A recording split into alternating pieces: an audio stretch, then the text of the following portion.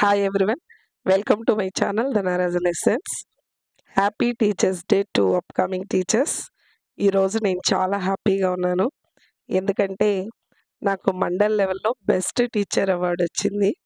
I'm proud of my self. నా హ్యాపీనెస్ని మీతో share చేసుకోవాలని ఒక 2 పిక్స్ మీతో షేర్ చేసుకుంటున్నాను. మీరు కూడాను ప్లాన్గా చదివి జాబ్ కొట్టి నెక్స్ట్ ఇయర్ స్కూల్లో పిల్లలందరి ముందు హ్యాపీగా టీచర్స్ డే సెలబ్రేట్ చేసుకోవాలని దేవుని కోరుకుంటున్నా. All the best. ఓకేనా? టైం వేస్ట్ చేయకుండా ప్లాన్గా ప్రిపేర్ అవ్వండి. దేవుని ఆశీస్సులు ఎప్పుడూ ఉంటుంది. ఓకేనా? నాకైతే నన్ను నేను చూసుకుంటుంటే చాలా గర్వంగా ఉంది. చాలా హ్యాపీగా ఉంది. ఇలాంటి మంచి రోజు మీ లైఫ్లో కూడా రావాలని దేవుణ్ణి కోరుకుంటున్నాను. మనం ఒక మంచి పొజిషన్లో ఉంటే మన ఫ్యామిలీలో పాజిటివ్ ఎన్విరాన్మెంట్ ఉంటుంది. మన ఫ్రెండ్స్ సర్కిల్లో రెస్పెక్ట్ఫుల్గా ఉంటుంది. మన రిలేటివ్స్ కూడాను చాలా మనతో రెస్పెక్ట్గా మాట్లాడడం కానీ, బిహేవ్ చేయడం కానీ, మనల్ని ట్రీట్ చేయడం కానీ ప్రతిదీ బాగుంటుంది. సో మీకంటూ ఒక గుడ్ ఇమేజ్ని క్రియేట్ చేసుకోండి. ఓకేనా? దీనికోసం మీరు చేయాల్సింది ఏమీ లేదు. కొంచెం కష్టపడి చదవండి. ఇప్పటివరకు చదివారు, క్వాలిఫికేషన్ ఉంది. దాన్ని మీరు ప్రూవ్ చేసుకోవాలంతే. ఓకేనా? All the best. బాగా చదవండి, జాబ్ కొట్టండి. నెక్స్ట్ ఇయర్ మీరు కూడా హ్యాపీగా పిల్లల మధ్యలో టీచర్స్ డే సెలబ్రేట్ చేసుకోవాలి. ఓకేనా? అందుకే నేను స్టార్టింగ్లో అప్కమింగ్ టీచర్స్ అని ఎందుకు మిమ్మల్ని అన్నానంటే అర్థమైందా? మీరు ఖచ్చితంగా జాబ్ కొడతారు. అందుకే నేను అప్కమింగ్ టీచర్స్ అన్నాను. All the best all of you forever bright future. May God bless you. Next మనం వీడియోలోకి వచ్చేస్తామంటే ఆగస్టు 16వ తేదీ 2022లో జరిగిన టెట్ పేపర్ సెషన్ 1లోని మ్యాథ్స్ బిట్స్ ప్రాక్టీస్ చేద్దాం. ఓకేనా? ఇక్కడ ఫస్ట్ బిట్ చూస్తే -270 -270 అన్నారు. ఇక్కడ ఏమి అంటే ఇక్కడ మైనస్ ఉంది కదా, బ్రాకెట్ వచ్చి ఇంటూగా ట్రీట్ చేస్తాం మనం. ఓకేనా? ఇక్కడ ఒక మైనస్ ఉంది. సో మైనస్ ఇంటూ మైనస్ ఏమవుతుందంటే ప్లస్ అవుతుంది. ఓకేనా? ఇప్పుడు ఈ -270 అలానే ఉంటుంది. మైనస్ ఇంటూ మైనస్ ప్లస్ అవుతుంది. +270. ఇక్కడ -270 +270 రెండు క్యాన్సిల్ అయిపోతే దానికి 0 ఆన్సర్. ఓకేనా? నెక్స్ట్ బిట్ చూస్తే అన్ని సరి సంఖ్యలు దీనితో నిశ్శేషంగా భాగించబడును అన్నారు. దీనికి ఫస్ట్ ఆప్షన్ వస్తుంది. ఓకేనా? సరి సంఖ్యలు మనకు తెలుసు. 2, 4, 6, 8, 10, 12 ఈ విధంగా రాస్తూ వెళ్తాం కదా. ఇవన్నీ కూడా నిశ్శేషంగా అంటే శేషం అనేది 0 వస్తే దాన్ని నిశ్శేషంగా భాగించడం అంటారు. ఓకేనా? దీన్ని 2తో భాగించామనుకోండి 0 వస్తుంది శేషం. ఓకేనా? 4ని 2తో భాగించామనుకోండి 2 2ల 4 శేషం 0 వస్తుంది. 6ని 2తో భాగిస్తే 2 3ల 6 శేషం 0 వస్తుంది. ఈ విధంగా 0 వచ్చేదాన్ని నిశ్శేషంగా భాగించేది అని. ఓకేనా? దీనికి వచ్చి ఫస్ట్ ఆప్షన్. నెక్స్ట్ బిట్ చూస్తే 2 సంఖ్యల గసాబా 36 మరియు గసాగు 3240. ఆ 2 సంఖ్యల్లో ఒకటి 324 అయినా రెండవ సంఖ్య ఎంత అని అన్నారు. ఇక్కడ గసాబా కసాగు ఇచ్చి 2 సంఖ్యలు ఇచ్చినప్పుడు దీనికి ఒక ఫార్ములా ఉంది. ఓకేనా? దాని ఫార్ములా ఏమి అంటే A × B = కసాగు × గసాబా. ఇది ఫార్ములా. ఓకేనా? అందులో ఒకటి ఇచ్చారు కదా, రెండోది మనకు తెలియదు. సో ఒకదాని బదులు 324 రాసుకుంటున్నాను. బి మనకు తెలియదు. ఇంకొకటి రెండవ సంఖ్య కదా కనుక్కోవాల్సింది. దాన్ని వచ్చి బి అని రాసుకుంటున్నా. ఇక్కడ కసాగు 3240 × గసాబా 36. మనకి రెండవ సంఖ్య కావాలి అంటే ఈ బి అనుకోండి. ఆ బి ఒక్కటి అలానే పెట్టుకుంటే రైట్ సైడ్ ఉండేది యాజ్ ఇట్ ఈజ్గా అట్టే రాసుకుంటాను. ఇక్కడ 324 బిని గుణిస్తా ఉంది. రైట్ సైడ్ పంపించామనుకోండి ఇస్తుంది 324. ఇప్పుడు లవహారాలు రెండిటిని కూడా ఒకే ఎక్కంతో మనం క్యాన్సిల్ చేస్తాం. ఓకేనా? ఇక్కడ 324 ఉంది కదా! 324 ఒకట్ల, ఇక్కడ 324 పదుల. లేదా ఈ 324, 324 క్యాన్సిల్ అవుతే 0 ఉంది కదా! అది 10 వేసుకుంటాం. 10 ఇంటూ 36 ఎంతొస్తుంది? 360 కదా! సో, రెండో సంఖ్య ఏది అంటే 360. Third option. ఓకే. అర్థమైందా? ఇక్కడ గసాబా, కసాగు ఇచ్చారు. ఒక నంబర్ ఇచ్చారు. రెండో నంబర్‌ని కనుక్కోమన్నప్పుడు దానికి ఫార్ములా ఏమి అంటే 2 సంఖ్యల లబ్దం ఈక్వల్ టు కసాగు ఇంటూ గసాబా. దాంట్లో నుంచి మనము తెలియని దాన్ని కనుక్కున్నాం. నెక్స్ట్ బిట్ చూస్తే ఒక సమాంతర చతుర్భుజంలో భూమి ఎత్తుల నిష్పత్తి 5:2. దాని వైశాల్యం 360 చదరపు మీటర్లు అయిన సమాంతర చతుర్భుజం యొక్క భూమి మరియు ఎత్తు మీటర్లలో ఎంత అని అన్నారు. ఓకేనా? ఇక్కడ ఏం చెప్పారు? భూమి ఎత్తుల నిష్పత్తి 5:2 అన్నారు. సమాంతర చతుర్భుజం ఎలా ఉంటుంది? ఇలా ఉంటుంది. ఓకే. ఇది భూమి అనుకుంటే ఎత్తు హెచ్. ఓకేనా? దీని వైశాల్యానికి సూత్రం ఏమి అంటే బిహెచ్ అనమాట. ఓకే. ఇక్కడ భూమి ఎత్తుల నిష్పత్తి 5:2 అన్నారు కాబట్టి భూమి వచ్చి బి 5x అనుకుంటాము. ఎత్తు హెచ్‌ని 2x అనుకుంటాం. మనకి సమాంతర చతుర్భుజ వైశాల్యం సూత్రం ఏమి? బిహెచ్ కదా! అంటే ఈ 2 గుణించుకుంటాం. 5x into 2x. ఇక్కడ క్వెషన్‌లో ఎంత ఇచ్చాడు? 360 ఇచ్చాడు భూ వైశాల్యం. ఓకే. ఇప్పుడు 5 2 10 x into x square equal to ఇది. రెండు వైపులా 10వ ఎక్కంతో క్యాన్సిల్ చేసామనుకోండి. 10 1 10, 10 36 360. ఓకేనా? ఇక్కడ x స్క్వేర్ ఈక్వల్ టు 36 మిగిలింది. మనకి x కదా కావాల్సింది. ఈ 36ని 6 6 36 అని రాసుకోవచ్చు. 6 స్క్వేర్. రెండు పక్కల స్క్వేర్లు క్యాన్సిల్ అయిపోతే x వాల్యూ ఎంత వచ్చిందంటే 6 వచ్చింది. x వాల్యూ 6 కదా! ఇప్పుడు దీన్ని తీసుకెళ్ళి ఇక్కడ దీనిలో ప్రతిక్షేపించుకుంటాం. 5 ఇంటూ 6 ఎంత? 5 ఇంటూ x అంటే 5 ఇంటూ 6 అని. 5 6 30. b వచ్చి 30. 2x అంటే 2 6 12 ఎత్తు. అర్థమైందా? ఇక్కడ చతుర్భుజం అదే సమాంతర చతుర్భుజం యొక్క భూమి మరియు ఎత్తులు ఎంత అన్నప్పుడు 30, 12 వచ్చింది మనకి. ఓకేనా? Second option. అర్థమైందా? వాళ్ళు ఫస్ట్ ఇక్కడ 5:2 అన్నారు. దాన్నే కనుక్కోమన్నారు. ఇక్కడ వైశాల్యం వాళ్ళే ఇచ్చారు. మనకు వైశాల్యం సూత్రం తెలుసు బిహెచ్ అని. ఓకే. అందులో ప్రతిక్షేపించి x వాల్యూ కనుక్కొని ఇక్కడ బిహెచ్‌లు ఇందులో ప్రతిక్షేపించుకుంటే మనకి ఎంత వచ్చింది? 30, 12 వచ్చింది. Okay. Second option. Next bit మీ అందరికీ తెలుసు. ఒక క్వింటాల్‌కి ఎన్ని కేజీలు, కిలోగ్రాములు? ఒక క్వింటాల్‌కి ఎన్ని కిలోగ్రాములు? 100 కిలోగ్రాములు. ఓకే. దీనికొచ్చి సెకండ్ ఆప్షన్. ఎందుకు తెలుసు అన్నానంటే మనం అన్నీ కూడాను క్వింటాల్ లెక్కనే తీసుకుంటాం. రైసు, గ్రౌండ్ నట్ సీడ్స్ లేదా గ్రౌండ్ నట్స్ ఇలాంటివన్నీ కూడా కదా! సో, ఒక క్వింటాల్‌కి 100 కిలోగ్రామ్స్. నెక్స్ట్ బిట్ ఏమి? క్రింది వాటిలో అధిక కోణం ఏది అన్నారు. అధిక కోణం అంటే 90 డిగ్రీల కంటే ఎక్కువ ఉండాలి. ఓకేనా? ఇప్పుడు ఇట్లా కరెక్ట్‌గా 90 డిగ్రీలు ఉంటే అది లంబ కోణము. దీనికి పైన అంటే 91, 92, 93, 94 ఆ విధంగా 180 డిగ్రీలకి మధ్యలో ఉండేది ఈ మధ్యలో వస్తుంది చూసారా?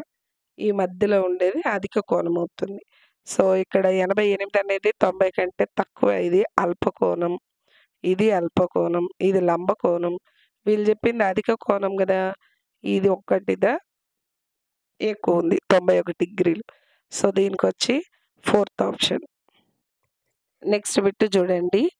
7:11 నిష్పత్తిలో ప్రతి పదానికి ఎంత కలిపితే నిష్పత్తి 3:4కి సమానమవుతుంది అన్నారు. ఇప్పుడు 7/11కి ఎంత కలిపితే 3/4కి సమానమవుతుంది అన్నారు. అంటే ఏమి? ఈ నంబర్‌కి దేన్ని కలిపితే 3/4కి సమానమవుతుంది అన్నారు. మనకి తెలీదు గాబట్టి మనం ఏం చేస్తామంటే, వీళ్ళిచ్చిన ఆన్సర్స్‌లో ట్రై చేద్దాం. ఓకేనా? ఆప్షన్స్‌లో ఇప్పుడు 7 తీసుకున్నామనుకోండి, దీనికి 7 కలుపుతాం. దీనికి గూడా 7 కలిపినామనుకో, లవంలో 14 వస్తుంది. హారంలో 18 వస్తుంది. మళ్ళీ ఇది ఏదైనా ఎక్కంతో క్యాన్సిల్ పోతుందేమో చూస్తే 2 ఏళ్ల 14, 2 9ల 18, 7/9 వచ్చింది. సో, దీనికి ఈక్వల్‌గా లేదు. సో, ఈ ఫస్ట్ ఆప్షన్ రాదు. నెక్స్ట్ 5 తీసుకుంటున్నా. దీనికి ఒక్క నిమిషం. దీనికి 5 లవానికి 5, హారానికి 5 కలిపితే 7 ఒక 5 12 బై 11 ఒక 5 16. ఇప్పుడు ఇది ఏదైనా ఎక్కంతో క్యాన్సిల్ అవుతుందా? 2 అంటే 4 ముళ్ళ 12, 4 నెలల 16, 3/4 వచ్చింది. సో, ఇది కరెక్ట్ అవుతుందనమాట. అంటే ఎంత కలిపితే అంటే 5 కలిపితే అది 3:4కి సమానమవుతుంది. ఓకేనా? Second option. ఒకవేళ 6తో ట్రై చేసామనుకోండి, 7 ఒక 6 13 వస్తుంది. బై 11 ఒక 6 17 వస్తుంది. ఇది దేనితోనూ క్యాన్సిల్ అవ్వదు కాబట్టి ఇది 3/4కి ఈక్వల్‌గా లేదు. ఒకవేళ 9 కలిపామనుకోండి, 9 ఒక 7 ఎంతవుతుంది? 16 బై 9 11 20 వస్తుంది. ఇప్పుడు దీన్ని 4 4ల 16, 4 5ల 24/5 వచ్చింది. కానీ 3/4 అనేది 5 కలిపినప్పుడు మాత్రమే వస్తుంది. So, second option. Next bit చూడండి. 3 పవర్‌లో -4ను క్రింది వాటిలో ఏ సంఖ్యతో గుణిస్తే లబ్ధం 729 వస్తుంది అన్నారు. ఈ 729ని నేనేం చేస్తున్నానంటే, కసాగు మెథడ్‌లో వర్కౌట్ చేస్తున్నా. ఇప్పుడు లాస్ట్‌లో 9 ఉంది కాబట్టి 3 ముళ్ళ 9 వస్తుంది కాబట్టి మూడో ఎక్కంతో చేస్తున్నాను. ఇక్కడ 3 రెండ్ల 6 పోతే 1 మిగులుతుంది గదా! 12. సో, 3 నాలుగుల 12, 3 ముళ్ళ 9. మళ్ళీ ఇక్కడ 3తో 3 ఎనిమిదిల 24, 3 ఒకట్ల 3, మళ్ళీ 3తో 3 రెండ్ల 6, 3 ఏళ్ల 21, 3 తొమ్మిదిల 27, 3 మూడుల 9. 1, 2, 3, 4, 5, 6 అంటే 3/6. ఈ 729 వాల్యూ ఎంత అంటే 3/6. ఓకేనా? ఇప్పుడు దీన్ని దేనితో గుణిస్తే 3/6 వస్తుంది అనేది మనం కనుక్కోవాలి. ఇప్పుడు 12తో గుణించామనుకోండి, 3/12తో 3/12. ఇది ఏ పవర్ m ఇక్కడ వేస్తున్నా చూడండి. ఏ పవర్ m ఇంటూ ఏ పవర్ n అంటే భూములు 2 సమానం కదా! అలాంటప్పుడు హారాలు ఏం చేస్తాము? హారాలు కాదు, ఘాతాలు. ఘాతాల్లో ఏం చేస్తాం? ఏ పవర్ m ప్లస్ n అంటే రెండిటిని యాడ్ చేసుకోవాలి. ఈ ఫార్ములాని బేస్ చేసుకొని ఈ 2 యాడ్ చేస్తే 12లో 4 పోతే 8 వస్తుంది. సో, ఇది రాదు. ఈ 10 తీసుకున్నామనుకోండి, 3⁻⁻4 ఇంటూ 3/10 ఉందనుకోండి, 10లో నుంచి -4 పోతే మనకు 6 వస్తుంది. సో, ఇది కరెక్ట్ అవుతుంది. ఓకేనా? దీనికి సెకండ్ ఆప్షన్. నెక్స్ట్ బిట్ చూస్తే పొడవు L = 8.2 మీటర్స్, వెడల్పు B = 2 మీటర్స్, ఎత్తు H = 2 మీటర్స్ గల దీర్ఘఘనాకార సంపూర్ణ తల వైశాల్యం ఎంత అన్నారు. దీర్ఘఘనాకార సంపూర్ణ తల వైశాల్యానికి ఫార్ములా ఏమి? 2 into LB plus BH plus HL. ఈ ఫార్ములాలో ఈ వాల్యూస్‌ని ప్రతిక్షేపించుకుంటాం.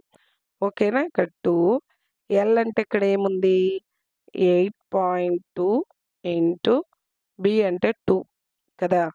మళ్ళీ ప్లస్ B అంటే 2 ఇంటూ H కూడా 2నే.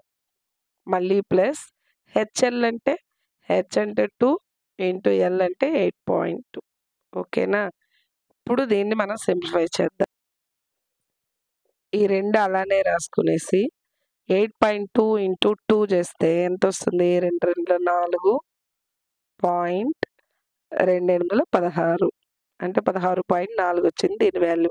ఇక్కడ ప్లస్ ఉంది కదా, ప్లస్ 2/2 ప్లస్ మళ్ళీ ఇక్కడ 8.2 ఇంటూ 2 ఉంది. 2/2 4.2/8 ఓకేనా. ఇప్పుడు ఈ మొత్తాన్ని యాడ్ చేసుకుంటున్నా. 16.4 4 మళ్ళీ 16.4 మొత్తాన్ని యాడ్ చేసుకుంటే 8.1636 మళ్ళీ ఇక్కడ బయట 2 ఉంది కదా, అంటే 2తో గుణించుకోవాలి, లేదా దీన్ని 2 సార్లు యాడ్ చేసుకోవాలి. ఓకేనా. 2 సార్లు యాడ్ చేసుకుంటున్నా. 8 8 16 6 2 12 ఇది ఒకటి 13 7 ఈ పాయింట్ నేరుగా పాయింట్ 73.6 ఫస్ట్ ఆప్షన్లో ఉంది చూడండి. ఓకేనా. అంతే. నెక్స్ట్ బిట్ చూడండి ఎంత ఈజీగా ఉందో. అమరు 10 గ్రాముల బంగారాన్ని 28,000 కొని 40,000కు అమ్మిన లాభం ఎంత అన్నారు. ఇప్పుడు అమర్ 10 గ్రాముల బంగారాన్ని ఎంత కొన్నాడు? 28,000 కొని 40,000కి అమ్మాడు. అంటే ఎక్కువకి అమ్మినాడు, సో లాభమే వస్తుంది. ఇప్పుడు అమ్మింది ఎక్కువ ఉంది కాబట్టి 40,000లో నుంచి కొన్న విల 28,000 తీసేసామనుకోండి, ఎంత లాభం వచ్చింది, ఎంత ఎక్కువకి అమ్మాడో అదే లాభం కదా అనేది మనకు తెలుస్తుంది. ఇక్కడ 0లో 0 పోతే 0, 0 మైనస్ 0 0 0. ఇక్కడ 0లో 8 పోదు, ఇక్కడ నుంచి అప్పు తెచ్చుకుంటాం. 10లో 8 పోతే 2, ఇక్కడ 3 ఉంటుంది, 3లో 2 పోతే 1. అంటే ఎంత లాభానికి అమ్మాడు, ఎంత ఎక్కువకి అమ్మాడు? 12,000 ఎక్కువకి అమ్మాడు. ఓకేనా. ఇది వచ్చి ఎక్కడ ఉంది చూడండి, సెకండ్ ఆప్షన్లో ఉంది. నెక్స్ట్ బిట్ చూస్తే, ఒక రైలు గంటకు 75 కిలోమీటర్లు సమవేగంతో ప్రయాణించిన ఒక రైలు గంటకు 75 కిలోమీటర్ల సమవేగంతో ప్రయాణించిన అది 20 నిమిషాలలో డాష్ కిలోమీటర్లు ప్రయాణిస్తుంది అన్నారు. ఒక గంటకి ఇక్కడ నిమిషాల్లో ఉంది కాబట్టి గంటను కూడా నిమిషాల్లోకి మార్చినాం అనుకోండి, ఒక గంటకు 60 నిమిషాలు కదా. సో 60 నిమిషాల్లో 75 కిలోమీటర్లు ప్రయాణిస్తుందంట. 20 నిమిషాల్లో ఎంత దూరం ప్రయాణిస్తుంది అది మనం కనుక్కోవాల్సింది. తెలియదు కాబట్టి ఎక్స్ అనుకుంటున్నాం. ఇక్కడ 60 నిమిషాల నుంచి 20 నిమిషాలు అంటే తక్కువ టైంలో తక్కువ దూరమే పోతుంది. అంటే ఇవి రెండు కూడాను అనులోమానుపాతంలో ఉంది. అనులోమానుపాతంలో ఉంటే x/y = k స్థిరాంకం. ఇది ఎక్స్, ఇది వై అనుకుంటే 60/75 ఇది x/y కదా, అంటే 20/x. ఓకేనా. ఇప్పుడు మనకు కావాల్సింది ఎక్స్ కాబట్టి క్రాస్ మల్టిప్లికేషన్ చేస్తాం. ఇది ఇక్కడికి వచ్చింది అనుకోండి, 60 × x 60x ఇక్కడ రైట్ సైడ్ 20 ఉంది, ఈ హారంలో 75 రైట్ సైడ్ వెళ్ళింది అనుకోండి, లవంలోకి వస్తుంది, అంటే భాగించేది గుణిస్తుంది. ఇప్పుడు రెండు వైపులా 0 0 క్యాన్సిల్, 2తో 2 1 2 2 3 6 3x = 75 ఉంది. ఇంకా ఏదైనా క్యాన్సిల్ పోతుందో చూస్తే 3 ఏకంతో 3 1 3, ఇక్కడ 3 2 6 పోతే ఇంకొకటి ఉంటుంది, 5 15 కదా, 3 5 15. అంటే ఫైనల్గా మనకి 1 × x అంటే x = 25. ఓకే. దానికి ఆన్సర్ ఏది వస్తుంది చూడండి, ఫోర్త్ ఆప్షన్. నెక్స్ట్ బిట్ చూస్తే, క్యూ పుస్తకాలు కొన్న వేళ 25 క్యూ అయినా ఒక్కొక్క పుస్తకం ధర ఎంత అన్నారు. తమాషాగా ఉంది కదా ఈ క్వశ్చన్. అంటే ఇప్పుడు చూడండి, 2 పుస్తకాల ధర 40 రూపాయలు అనుకోండి, ఒక పుస్తకం ధర ఎంత అన్నప్పుడు 2 1 2 20 ఒక పుస్తకం 20 రూపాయలు కదా. ఆ విధంగా ఇక్కడ క్యూ పుస్తకాల ధర 25 క్యూ రూపాయలంట. అయితే ఒక్కొక్క పుస్తకం ధర ఎంత అంటే 1 రావాలి. ఇప్పుడు రెండు వైపులా క్యూ 1 ఇక్కడ క్యూ ఒకట్ల క్యాన్సిల్ చేసామనుకోండి, ఒక పుస్తకం ధర రూ. 25 వస్తుంది. ఓకేనా? దానికి ఎక్కడుందో చూడండి ఆప్షన్ ఫోర్త్ వన్. ఓకే. ఇక్కడ క్యూ పుస్తకాల విల 25 క్యూ. ఒక పుస్తకం అంటే క్యూలు 2 క్యాన్సిల్ అయిపోతే రూ. 25. నెక్స్ట్ బిట్ చూడండి. 2 సంఖ్యల మొత్తం 29 మరియు ఒక సంఖ్య మరొక దానికంటే 5 ఎక్కువ అయినా ఆ సంఖ్యలు ఏమి అన్నారు. ఒక సంఖ్య మరొక దానికంటే 5 ఎక్కువ అన్నారు. సో ఒక సంఖ్య అనేది మనకు తెలియదు కాబట్టి ఎక్స్ అనుకుందాం. దీనికంటే 5 ఎక్కువ అన్నప్పుడు ఎక్స్ ప్లస్ 5. ఇక్కడ ఏం చెప్పారు? 2 సంఖ్యల మొత్తం 29 కదా చెప్పారు. అంటే ఈ రెండిటి మొత్తం 29 అని. ఈ రెండిటిని ప్లస్ చేద్దాం. ఎక్స్ ప్లస్ మళ్ళీ ఎక్స్ ప్లస్ 5 అంటే ఈ నంబరు ప్లస్ ఈ నంబరు, ఈ 2 నంబర్లు యాడ్ చేస్తే 29 అంట. ఇప్పుడు X plus X 2x equal to ఇక్కడ 29 ఉంది. ఈ ప్లస్ 5ని అటువైపు పంపించామనుకోండి -5 అవుతుంది. 2x ఈక్వల్ టు 29లో 5 పోతే 24. రెండు వైపులా 2 ఎక్కంతో క్యాన్సిల్ చేస్తున్నా. 2 ఒకట్ల 2 12 24. ఎక్స్ వాల్యూ మనకు 12 వచ్చింది. ఇక్కడ క్వశ్చన్లో ఏం చెప్పారు? ఆ సంఖ్యలు ఏంటి అన్నారు. ఆ 2 సంఖ్యలు ఏంటి? ఇక్కడ మనకి ఎక్స్ వాల్యూ 12 వచ్చింది. దీన్ని తీసుకెళ్ళి ఈ ఎక్స్ బదులు రాస్తే 12, దీని బదులు రాస్తే 12 ప్లస్ 5 ఎంత వస్తుంది? 17. అంతే కదా? 12, 17. Okay. Second option. Next bit చూస్తే క్రింది వానిలో సంయుక్త సంఖ్య ఏంటి అన్నారు. మీకు ప్రధాన సంఖ్యలు తెలుసు. ప్రధాన సంఖ్యలు, సంయుక్త సంఖ్యలు ఈ రెండిటికి ఫస్ట్ డిఫరెన్స్ తెలుసుకుంటే, ప్రధాన సంఖ్యలు అంటే ఏ నంబర్కి ఆ నంబరే కారణాంకం అవుతుంది. తర్వాత 1 ఇది ప్రధాన సంఖ్య. సంయుక్త సంఖ్య అంటే 2, 3 అంటే 2 కంటే ఎక్కువ 3, 4, 5 ఆ విధంగా చాలా కారణాంకాలు ఉంటే అలాంటి నంబర్స్ని సంయుక్త సంఖ్యలు అంటారు. ఇప్పుడు ఇక్కడ ఉండే వాటిలో అలాంటి సంఖ్య ఏది ఉంది? ఎక్కువ కారణాంకాలు ఉండేది. ఇప్పుడు 31 అనేది వేరే ఏ ఎక్కంతో పోదు. దీనికి కారణాంకాలు ఏమేమి వస్తుంది? 1 ఎక్కంతో భాగించబడుతుంది. తర్వాత 31 అంతే. 61 కూడా అంతే, వేరే ఏ ఎక్కంతో పోదు. దీని కారణాంకాలు 1, 61.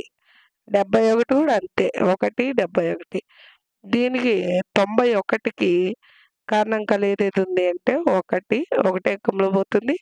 తర్వాత 13 ఏళ్ల 91 కదా, 13, 7 మళ్ళీ 91 ఎక్కంతో పోతుంది. అంటే దీనికి ఎక్కువ కారణాంకాలు ఉంది. సో ఇలాంటి వాటిని సంయుక్త సంఖ్యలు అంటారు. సో దీనికి ఆన్సర్ ఏది అంటే fourth one. Okay. Fourth. Next bit చూస్తే క్రింది వానిలో పూర్ణాంకాలు ఏంటి అన్నారు. పూర్ణాంకాలు అంటే 0, 1, 2, 3 ఈ విధంగా వెళ్తూ ఉంటుందన్నమాట. ఈ నంబర్స్ని పూర్ణాంకాలు అంటారు. ఇక్కడ ఉంది చూడండి థర్డ్ ఆప్షన్లో 0 మరియు ధన సంఖ్యలు మాత్రమే ఉంటే పూర్ణాంకాలు. ఓకేనా? దీనికి థర్డ్ ఆప్షన్. నెక్స్ట్ బిట్ చూడండి. ఒక రైతుకు గత సంవత్సరం ప్రతి పంటలో 1720 బస్తాలు దిగుబడి వచ్చింది. ఈ సంవత్సరం 20% ఎక్కువ వస్తే ఎన్ని బస్తాలు ఈ సంవత్సరం పండింది అన్నారు. ఇప్పుడు గత సంవత్సరం ఎన్ని బస్తాలు వచ్చినాయి? 1720 గత సంవత్సరం. ఈ సంవత్సరం ఈ 1720 కంటే కూడా 20% ఎక్కువ వస్తే ఈ సంవత్సరం ఎంత వచ్చింది అని.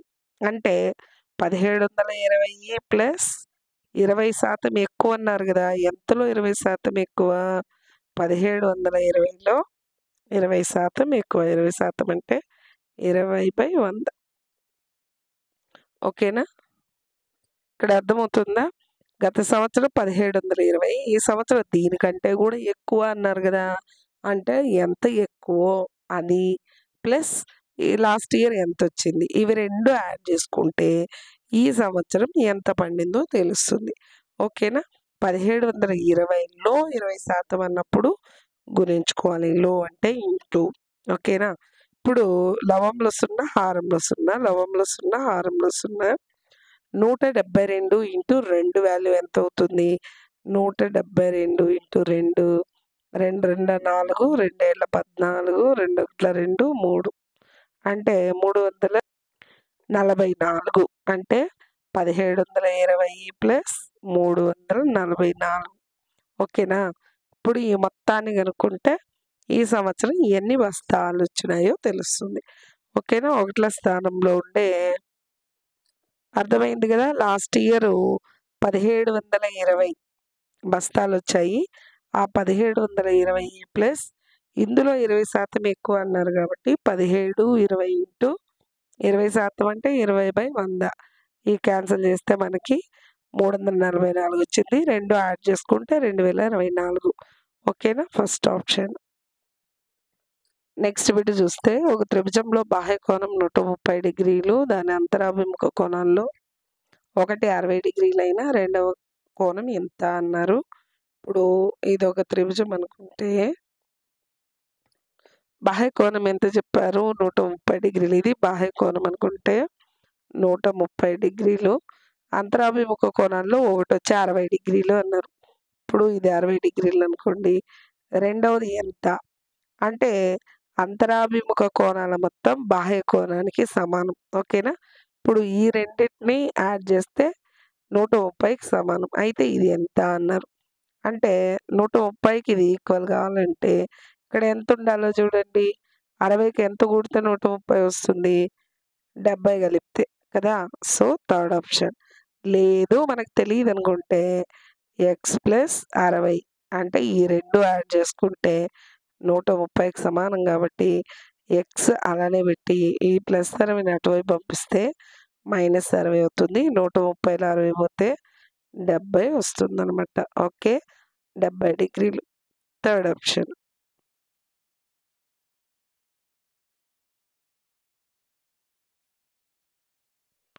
నెక్స్ట్ బిట్ చూస్తే 8 మీటర్ల పొడవు, 6 మీటర్ల ఎత్తు, 22.5 సెంటీమీటర్ల మందం గల గోడను నిర్మించుటకు 25 సెంటీమీటర్లు ఇంటూ 11.25 సెంటీమీటర్లు ఇంటూ 6 సెంటీమీటర్లు కొలతలు గల ఇటుకలు ఎన్ని కావాలి అన్నారు. అంటే ఇంత మందం గల గోడ నిర్మించడానికి ఈ కొలతలతో ఉండే ఇటుకలు ఎన్ని కావాలి అన్నప్పుడు ఇది డివైడెడ్ బై ఇది వేసుకుంటాం. ఓకేనా? ఇక్కడ వచ్చి 8 మీటర్లు ఇంటూ 6 మీటర్లు ఇంటూ 22.5 సెంటీమీటర్లు బై ఈ కింద ఉన్నది 25 సెంటీమీటర్లు ఇంటూ 11.25 సెంటీమీటర్లు ఇంటూ 6 సెంటీమీటర్లు. ఇక్కడ మనం ఏదైనా క్యాన్సిల్ చేసేటప్పుడు లవహారాల్లో రెండిట్లో కూడా ఒకే ప్రమాణంలో ఉండాలి. కానీ ఇక్కడ ఏమంటే లవంలో మీటర్లో ఉంది చూడండి. ఇది 2 మీటర్లో ఉంది, మిగతావి సెంటీమీటర్లో ఉంది. సో దీన్ని కూడా సెంటీమీటర్లోకి మారిస్తే 1 మీటర్కి 1 మీటర్కి 100 సెంటీమీటర్లు కదా, 8 మీటర్లకి 800 సెంటీమీటర్లు. సో లవంలో 800 ఇంటూ 6 మీటర్లకి 600 సెంటీమీటర్లు ఇంటూ 22.5 డివైడెడ్ బై హారంలో 25 ఇంటూ 11.25 ఇంటూ 6. ఇప్పుడు దీన్ని క్యాన్సిల్ చేస్తే 11.25 ఒకట్ల 22 పాయింట్ ఇక్కడ 0 ఉన్నా లేకపోయినా దాని వాల్యూ మారదు కాబట్టి 2. ఇప్పుడు 6తో 6 ఒకట్ల 600. ఓకే, ఇక్కడ 25 ఒకట్ల 25, 25 4. ఇక్కడ హారంలో ఇంకేం లేదు, లవంలో ఏం మిగిలింది? 800 ఇంటూ ఇక్కడ 4 ఇంటూ ఇక్కడ 2 మిగిలింది. ఓకేనా? ఈ మొత్తాన్ని గుణించుకున్నామంటే 2 4 8, 864. ఇక్కడ 2 సున్నాలు ఉంది కదా, 2 సున్నాలు 6400. ఓకేనా? Second option. నెక్స్ట్ బిట్ చూడండి. ఒక పటం యొక్క స్కేలు 1:30,000 అని ఇవ్వబడింది. పటంలో 2 పట్టణాల మధ్య దూరం 4 సెంటీమీటర్లు ఉన్నది. అయితే ఆ 2 పట్టణాల మధ్య గల నిజ దూరం ఎంత అన్నారు. ఇక్కడ పటంలో ఎంత ఇచ్చారు? Scale value 1 centimetre equal to 30,000 centimetre అని. కానీ నిజ దూరం ఎంత చెప్పారు? 4. అంటే దీన్ని 4తో గుణిస్తే సరిపోతుంది. 4 ముళ్ళ 12, పక్కన 1, 2, 3, 4 సున్నాలు. ఓకే. ఇదొచ్చి దేంతో ఉంది? సెంటీమీటర్‌లో ఉంది ఇది. కానీ ఇక్కడ ఆన్సర్స్ మొత్తం కిలోమీటర్‌లో ఉంది. సో, మనం ఏం చేస్తామంటే ఇప్పుడు ఒక కిలోమీటర్‌కి 1,00,000 సెంటీమీటర్లు. ఓకేనా?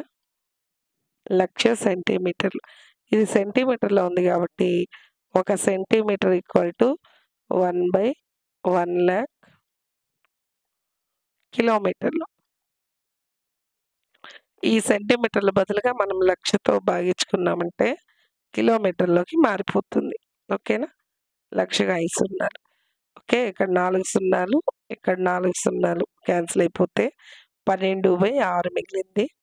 అంటే దశాంశాల్లో హారంలో 10 ఉంటే ఇక్కడ పాయింట్ అనేది రైట్ నుంచి లెఫ్ట్‌కి ఒకటొస్తుంది. అంటే 1.2 కిలోమీటర్లు. ఓకేనా? Third option. నెక్స్ట్ బిట్ చూడండి. ఒక దత్తాంశంలో 9 రాసుల సగటు 45 అయినా 9 రాసుల సగటు 45 అని లెక్కించబడింది. దీనిలో ఒక రాశి 24ను 42గా పొరపాటుగా లెక్కించినచో అసలు సగటు ఎంత అన్నారు. ఇక్కడ చూడండి. ఇక్కడ సగటు 45 కదా! సగటుకి మనకు సూత్రం తెలుసు.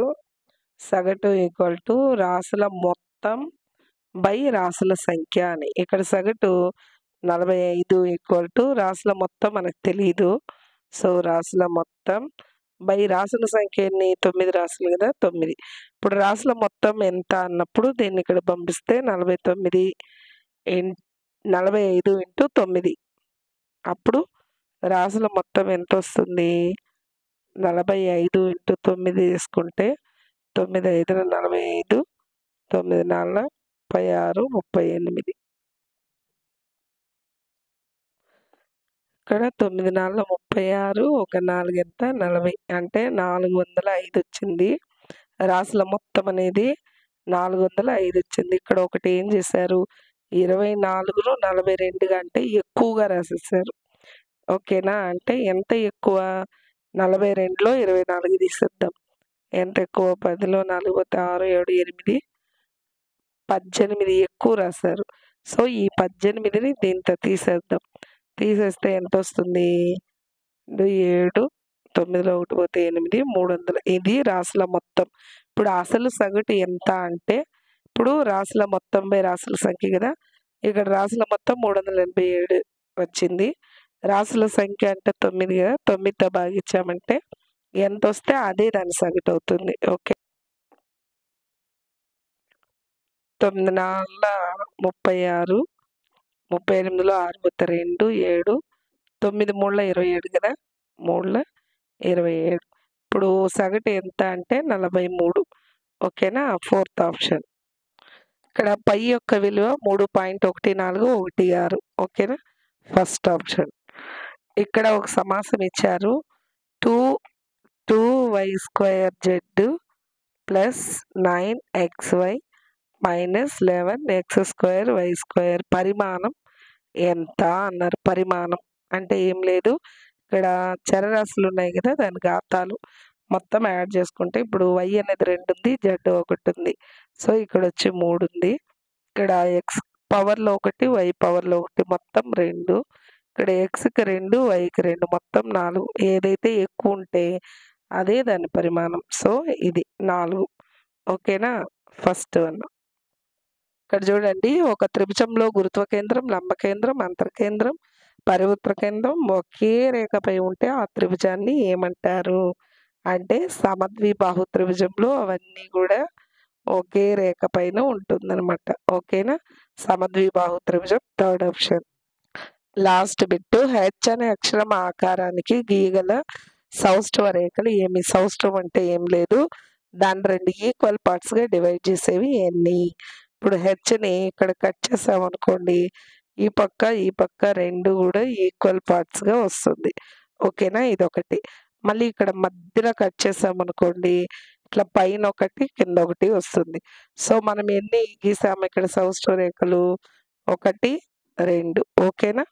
ఇది థర్డ్ ఆప్షన్. లాస్ట్ వరకు చూసిన వాళ్ళు లైక్ చేయండి. ఎవరికైనా యూజ్ అవుతుందంటే షేర్ చేయండి. ఓకేనా? Thank you all of you.